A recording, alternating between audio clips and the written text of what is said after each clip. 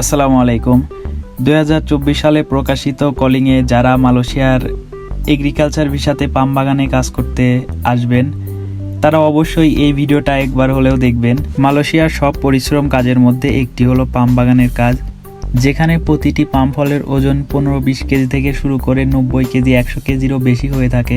আর এগুলো করার জন্য কিন্তু কোনো ভারী যন্ত্র ব্যবহার করা হয় না, মানুষ নিজে হাতেই কাটে, নিজে হাতেই গাড়িতে লোড আনলোড করে থাকে। তাই অবশ্যই আগে থেকে প্রস্তুতি নিয়ে আসবেন এরকম ভারী কাজ করার। তাই যারা পরিশ্রম করতে ভয় পান অথবা শারীরিকভাবে দুর্বল তারা অবশ্যই কিন্তু পাম বাগানে কাজ করতে আসা থেকে বিরত থাকুন।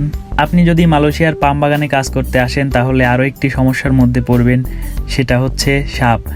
এখানে মালয়েশিয়ার পাম বাগানে প্রচুর পরিমাণ সাপ থাকে, যেখানে বড় বড় পাইথন সাপ থেকে শুরু করে কিং কোবরা পর্যন্ত দেখা যায়। যদিও এই সাপগুলো বাইরের সাপের থেকে আলাদা, তুলনামূলক এরা মানুষের থেকে দূরে থাকে, তবে মানুষের মধ্যে আতঙ্ক সৃষ্টি করার জন্য এর একটি সাপই যথেষ্ট। আপনি যদি মালয়েশিয়ার পাম বাগানে কাজ করতে আসেন তাহলে অবশ্যই আপনাকে প্রতিনিয়ত এমন সাপের সম্মুখীন হতে হবে। আর মালয়েশিয়াতে পাম বাগানগুলো শহর থেকে যেহেতু অনেকটা দূরে জঙ্গলের ভেতর, তাই প্রতিনিয়ত বিভিন্ন ধরনের সমস্যার সম্মুখীন হতে হবে। যারা মালয়েশিয়াতে পাম বাগানে কাজ করতে আসবেন অথবা বিভিন্ন ধরনের এগ্রিকালচার ভিসাতে গার্ডেনে কাজ করতে আসবেন তারা অবশ্যই সেরকম মন মানসিকতা নিয়ে আসবেন যে আমাদেরকে জঙ্গলের মধ্যে কাজ করতে হবে।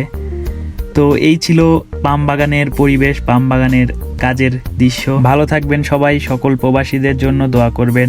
আর আপনি যদি মালয়েশিয়াতে আসতে চান, পাম বাগানে কাজ করতে চান, তাহলে ওয়েলকাম টু মালয়েশিয়া, চলে আসেন।